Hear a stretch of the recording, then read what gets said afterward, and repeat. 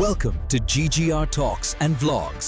మన లైఫ్లో ఫేస్ చేస్తున్న బిగ్గెస్ట్ ప్రాబ్లం, ఆఫీస్లో బాస్ తిట్టాడు, ఈమెయిల్స్లో రెడ్ మార్క్స్ ఎక్కువైపోయి, ఈ మంత్ మీటింగ్లో నన్నే తిట్టారు, అబ్బాబ్బా అందరి ముందు నా పరువు పోయింది, ఈ మంత్ టార్గెట్స్ చాలా ఎక్కువ ఉన్నాయి, ఫుల్ ట్రాఫిక్ జాము, ఆ టెన్షను ఈ టెన్షను, ఆ ప్రెజరు ఈ ప్రెజరు, దీంతో పాటు ఇంటికి వెళ్తాం, తల్లి మీద కోపం, వైఫ్ మీద చిరాకు, ఆడుకుందాం రా డాడీ అని పిలిచే పిల్లల మీద చిరాకు పడతాం, వాళ్ళ మీద కోపం, వీళ్ళ మీద కోపం. అబ్బాబ్బా లైఫ్ అంతా ఇదేనా?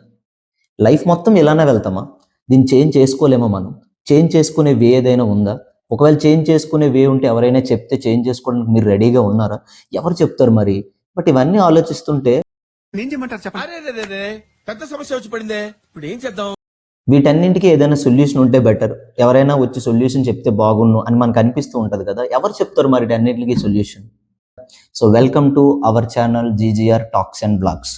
మన ప్రాబ్లమ్స్ మనమే సొల్యూషన్ వెతుక్కుందాం, మన టెన్షన్ మనమే తీర్చుకుందాం, మన స్ట్రెస్ మనమే రిలీఫ్ చేసుకుందాం. ఈరోజు టాపిక్ ఏంటంటే మనం మాట్లాడుకునేది ఆఫీస్లో మన ఫ్రస్ట్రేషన్, ఆఫీస్లో మన టెన్షన్, ఆఫీస్లో మన ప్రెజర్ ఇంటి వరకు తీసుకురావడం కరెక్టేనా?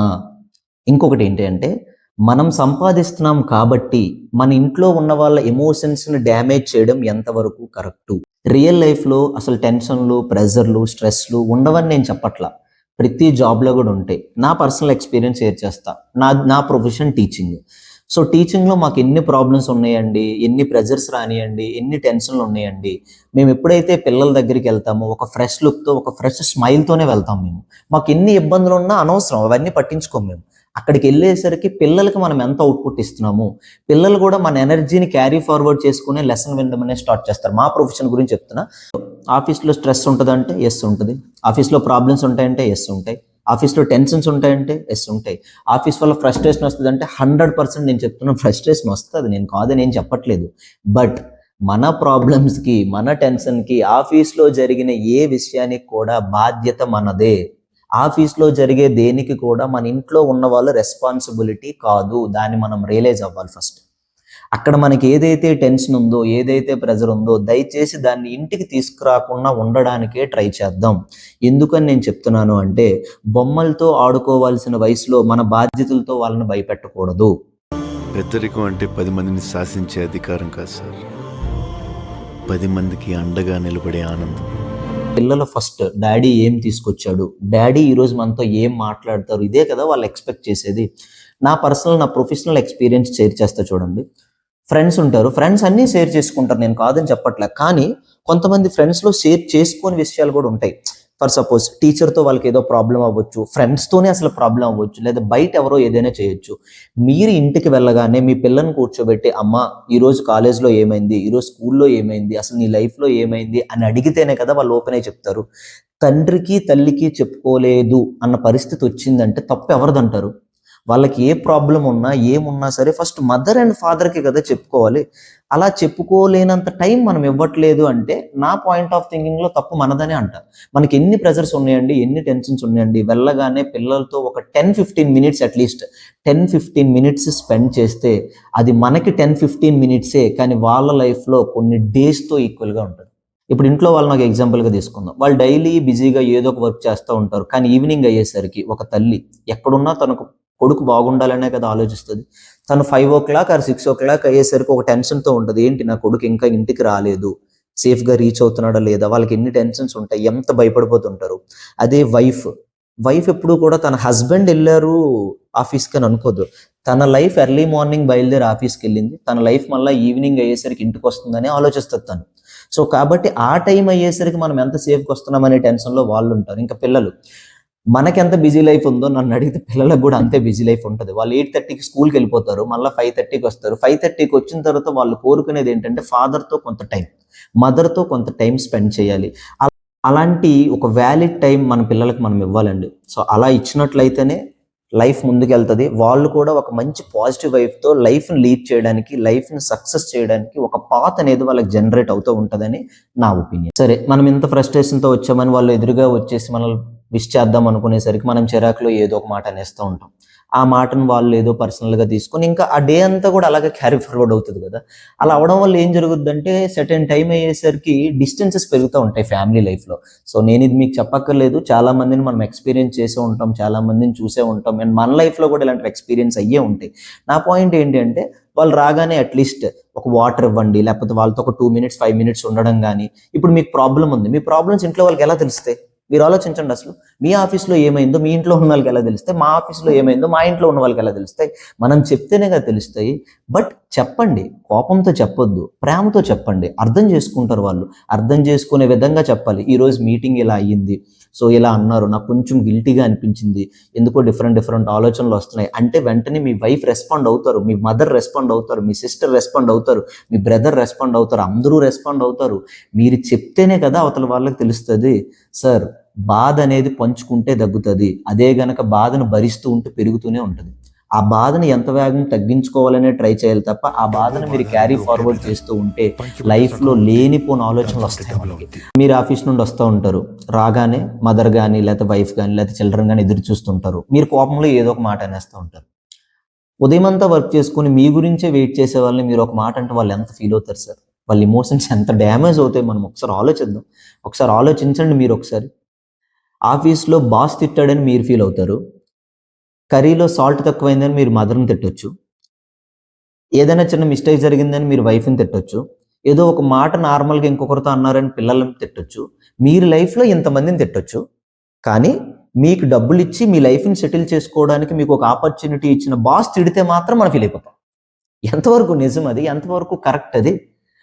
ఒకవేళ మీది ఏ ప్రాబ్లము లేకుండా మీ సెల్ఫ్ రెస్పెక్ట్ మీద ఏదైనా సరే తిడితే మీరు రెస్పాండ్ అవ్వండి. అంతే గనక ఏదో ఒక మాట అన్నారని లైఫ్లో ఇమీడియట్గా కోపంలో డెసిషన్స్ దయచేసి తీసుకోవద్దు సార్. ఎందుకంటే ఇది మీ లైఫే కాదు, మీ లైఫ్తో పాటు చాలామంది ముడిపడి ఉన్నారు కదా మీ లైఫ్లో.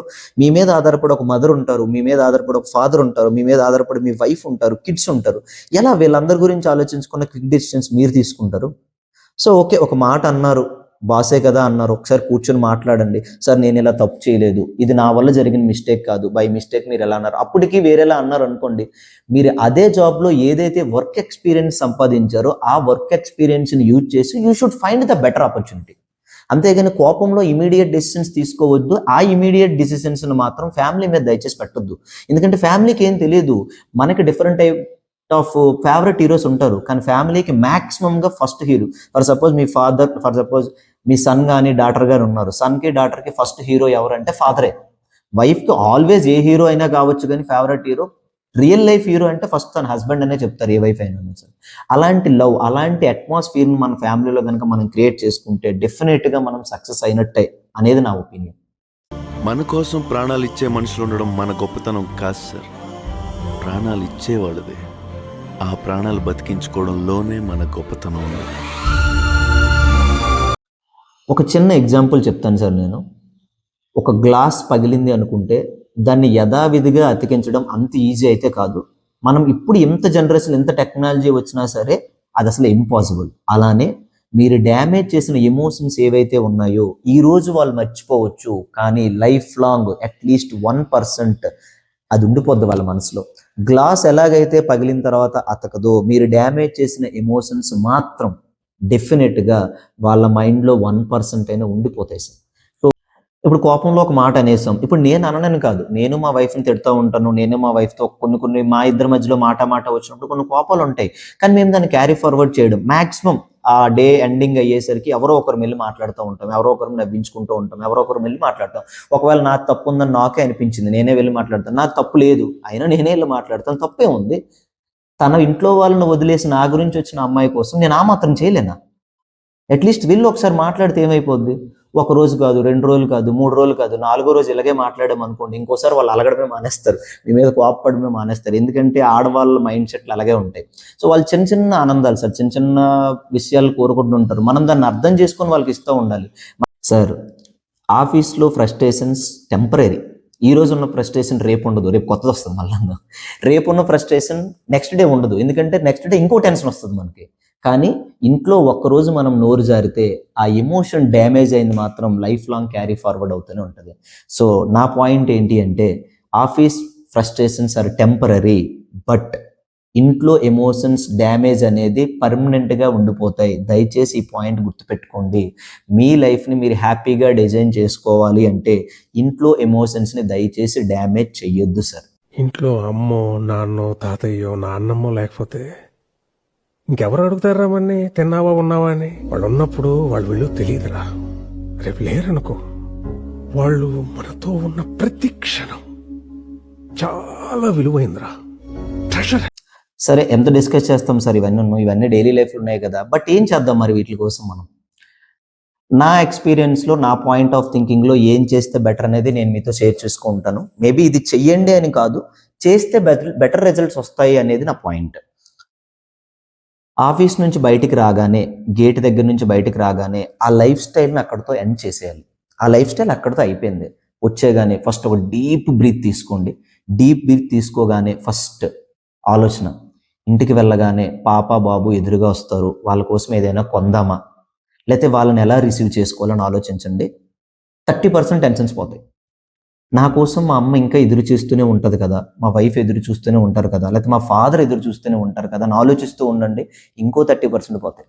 ఇప్పుడు ఇంకో 40% ఉంది కదా, అందులో 30% గురించి మాట్లాడదాం. సో ఈ 30% ఏంటి అంటే, మనకి లైఫ్లో ఒక బెస్ట్ ఫ్రెండ్ ఉంటాడు అన్నీ షేర్ చేసుకోవడానికి. సో తనతో పాటు కూర్చోండి, ఒక 5 minutes టీ తాగండి, కాఫీ తాగండి, తనతో మాట్లాడండి. బాబా ఈరోజు ఏంటి ఫుల్ ఫ్రస్ట్రేషన్, మా మేనేజర్ ఎలా అన్నాడు, లేకపోతే మా బాస్ ఎలా అన్నాడు, ఈరోజు అందరి ముందు పరువు పోయింది బావా, ఏం చేయాలి నాకు ఏం అర్థం కావట్లేదు అంటే ఏదో ఒక సొల్యూషన్ ఇస్తాడు. తన వల్ల ఏ సాయం అవ్వకపోయినా మాట సాయం అయితే ఇస్తాడు కదా బెస్ట్ ఫ్రెండ్ అనేవాడు. ఆ మాట సాయం కోసమే కదా మనం డైలీ ఫ్రెండ్షిప్ చేసేది, ఫ్రెండ్స్తో కలిసి ఉండేది, ఫ్రెండ్స్తో ముందుకెళ్ళేది. నా పర్సనల్ ఎక్స్పీరియన్స్ చెప్తున్నా, 30% ఆఫ్ మన ప్రెజర్ అండ్ టెన్షన్ ఫ్రెండ్ వల్ల పోద్ది, అక్కడే 30%. నా పర్సనల్ ఎక్స్పీరియన్స్లో, నేను ఇంతకు ముందు వర్క్ చేసిన క్యాంపస్లో కె సత్యనారాయణ గారు అని ఉండేవాళ్ళు. సో మాకు కాలేజ్లో ఏ ఫ్రస్ట్రేషన్ ఉన్నా, ఏ ప్రెజర్ ఉన్నా సరే, ఈవినింగ్ అయిపోగానే ప్రశాంతంగా ఇద్దరం వెళ్ళేవాళ్ళం. ఒక 15 to 20 minutes టీ షాప్లో కూర్చొని, ఓకే ఈరోజు ఈ క్లాస్లో ఎలా అయ్యింది, లేకపోతే ఈరోజు ఈసారి ఎలా అన్నారు, లేకపోతే ఈరోజు ఈ రిజల్ట్ గురించి అడిగారు, ఈ రిజల్ట్ ఓరియంటేషన్లో నేను కష్టపడ్డాను కానీ మార్కులు తక్కువ వచ్చాయి, ఇంకేం చేస్తే బాగుంటుందో నాకు అర్థం కావట్లేదు అంటే తన సజెషన్స్ తనకి ఇచ్చేవాళ్ళు నాకు. అండ్ మోర్ ఓవర్ తనకి ఏదైనా ప్రాబ్లం ఉందంటే నాకు షేర్ చేసుకుంటే ఉన్నంత ఎక్స్పీరియన్స్లో నేను ఏదో ఒక సొల్యూషన్ తనకు చెప్పేవాడిని. సో ఆ టీ బ్రేక్ అయిపోయిన తర్వాత తను ప్రశాంతంగా తన ఇంటికి వెళ్ళిపోయేవాళ్ళు, నా ప్రశాంతంగా నేను మా ఇంటికి వచ్చేవాడిని. నేనేం చెప్తున్నానంటే, ఈ 30% స్ట్రెస్ రిలీఫ్, ఈ 30% ప్రెజర్ రిలీఫ్ కొలీగ్స్ దగ్గరే పోవాలి, బెస్ట్ ఫ్రెండ్స్ దగ్గరే పోవాలి, ఫ్రెండ్స్ దగ్గరే పోవాలి. అండ్ ఇంకా ఒక 10% ఉంది. ఆ 10% నేను ఎందుకు అంటున్నానంటే, ఈ 10% ఎందుకు ఫుల్ఫిల్ అవ్వదు అంటే, ఫస్ట్ నిజంగా ఈ 90% నా వల్ల అవ్వుద్దా, నిజంగా ఈ 90% నేను ట్రై చేస్తే సక్సెస్ అవుతానా, నిజంగా 90% నా కోపాన్ని నేనే కంట్రోల్ చేసుకోగలనా ఏమీ లేకున్నా, ఎవరి హెల్ప్ లేకున్నా అని ఆలోచిస్తాం చూడండి. అందుకే ఈ 10% అవ్వదు. ఫస్ట్ ఈ 10% ఏంటంటే, you have to take your own decision. First ఇదేంటిది, మీరు డైరెక్ట్గా వెళ్ళి చేయమని కాదు కదా, ఒక ట్రై చేయడం ముందే ఆలోచించమంటే 10% లాగా అక్కడే ఉంటుంది. మీరు ఈ 10% నేను ఇది చేయగలను, నా ఫ్యామిలీకి మంచి లైఫ్ ఇవ్వగలను అని మీరు ఆలోచిస్తే మాత్రం 100% ఇది వర్కౌట్ అవుద్ది సార్, ఇది కంపల్సరీ వర్కౌట్ అవుద్ది. ఫస్ట్ ఈ 10%తో పాటు టోటల్ 100% కంప్లీట్ చేసేయండి. ప్రశాంతంగా ఇంటికి వెళ్ళండి, ఏం ఆలోచించకండి. మీ ఆలోచన అంతా కూడా ఫ్యామిలీ మీదే పెట్టండి. వెళ్ళగానే మీ వైఫ్ డోర్ ఓపెన్ చేస్తే మీ చేతిలో బ్యాగ్ ఉంటే బ్యాగ్ ఇచ్చేసి హ్యాపీగా తనతో మాట్లాడి జస్ట్ ఒక గ్లాస్ ఆఫ్ వాటర్ తీసుకురావా అని అడగండి. మనకి గ్లాస్ ఆఫ్ వాటరే, కానీ ఆ వాటర్ తీసుకురావడంలో ఆవిడకున్న ఆనందం ముందు చూడండి, అది వేరే లెవెల్లో ఉంటుంది. కిడ్స్ ఉన్నారు, వాళ్ళ కోసం ఏదో ఒకటి, ఒక 10 రూపీస్ 20 రూపీస్ మనకు ఉన్నంత బడ్జెట్లో ఏదో ఒకటి తీసుకుని వెళ్ళండి. వాళ్ళు మీరు ఏం తీసుకెళ్లారని ఎప్పుడు మీ పిల్లలు చూడరు, ఏదో ఒక డాడీ తెచ్చారా లేదని మాత్రం కంపల్సరీ చూస్తారు. వెళ్ళగానే అడుగుతారు. అంతవరకు ఎందుకు, మా ఇంట్లో మేము ఒక డాగ్ను పెంచుకుంటున్నాం, నేను రాగానే ఫస్ట్ అది చేంజ్ అవుతుందంటే నా హ్యాండ్స్లో ఏముందని చూస్తుంది. సో ఏదైనా సరే వాళ్ళు చిన్న చిన్న కోరికలు ఉంటాయి, అది తీర్చడానికి ట్రై చేయండి. మదర్ ఉన్నారు, మదర్ ఫస్ట్ రాగానే ఫస్ట్ ఏం అడుగుతారు, ఏనన్నా ఆఫీస్ అయిపోయిందా, బాగానే ఉందా ఈరోజు అని అడుగుతారా. ఉందమ్మా ఏదో పర్వాలేదులే అని అంటే 1 minute చెప్పేసాం మనం. కానీ ఆవిడ ఆ డే మొత్తం అదే ఆలోచిస్తారు, అయ్యయ్యో నా కొడుకు ఏంటి ఎలా అనేసాడు, ఏం జరిగింది ఈరోజు ఆఫీస్లో, ఎవరైనా ఏమైనా అన్నారా, పాపం ఈ మనీ సంపాదించడానికి ఎంత ఇబ్బంది పడుతున్నాడు, నా వల్లే ఏమో తను ఎంత ఇబ్బంది పడుతున్నాడు అని టెన్షన్ పడుతూ ఉంటారు. అదే మదర్, ఏమన్నా ఈరోజు ఆఫీస్ అమ్మ బాగానే అయిందమ్మా, ప్రాబ్లం లేదు. నీ ప్రెజర్ మదర్కి తెలియాల్సిన అవసరం లేదు. చెప్పగలిగితే ప్రేమతో చెప్పు, లేదు చెప్పలేకపోయిన పొజిషన్లో ఉన్నాం అనుకో, ఓకే అమ్మ బాగా జరిగింది ఈరోజు, ఓకే అంత బాగుందని చెప్పి ఏమైంది, వాళ్ళు హ్యాపీ ఫీల్ అవుతారు కదా. మన ప్రెజర్స్ మన టెన్షన్స్ మనమే సాల్వ్ చేసుకుందాం, దాని ఫ్యామిలీ వరకు ఎందుకు తీసుకుని వెళ్ళడం. మన ప్రెజరు మన టెన్షన్స్ మనమే సాల్వ్ చేసుకోకుండా వాళ్ళ వరకు వెళ్ళడం వరకే కదా ఇదంతా వచ్చింది. ఇది వాళ్ళ వరకు తీసుకెళ్ళకూడదు అనేదే కదా మన పాయింట్ కూడాను. సార్ ఫైనల్గా నేను చెప్పేది ఏంటి అంటే, మన టెన్షన్లకి, మన ప్రజలకి, మన స్ట్రెస్కి సొల్యూషన్ ఫ్యామిలీ దగ్గర నుండే వెతుక్కుంటే లైఫ్ చాలా హ్యాపీగా ఉంటుంది. మనకి ప్రెజర్స్ ఉన్నాయి, మనకి టెన్షన్స్ ఉన్నాయి, మనకి స్ట్రెస్ ఉంది కదా అని చెప్పేసి వాటిని సాల్వ్ చేసుకోవడానికి మనం వేరే సొల్యూషన్ వెతుక్కుంటే ఈరోజు బాగానే ఉండొచ్చేమో, కానీ ఏదో ఒక రోజు కంపల్సరిగా మన లైఫ్లో డిస్టర్బెన్సెస్ వస్తాయి. మన స్ట్రెస్, మన ప్రెజర్, మన టెన్షన్, మన రిలీఫ్ మన ఫ్యామిలీ దగ్గర మాత్రమే మన రిలీఫ్ తీసుకోవాలి. లేదు మనం ఆ రిలీఫ్ని వేరే దగ్గర వెతుక్కుంటాము అంటే, mind my words my dear friends, డెఫినెట్గా లైఫ్లో చాలా ప్రాబ్లమ్స్ ఫేస్ చేయాల్సి వస్తుంది. ఇదంతా నిజంగానే చేయగలమా మనం?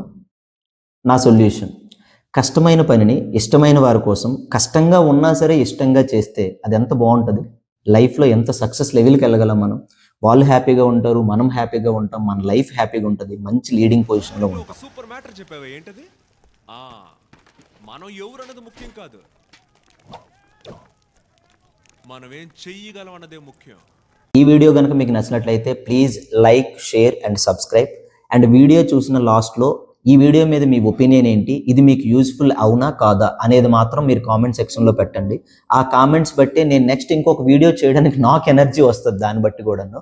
అండ్ ఇంకొక ప్రాబ్లంతో, ఇంకొక మంచి సొల్యూషన్తో మనం మళ్ళా కలుద్దాం ఇంకొక వీడియోలో. సో అంతవరకు signing off your GGR. Thank you so much.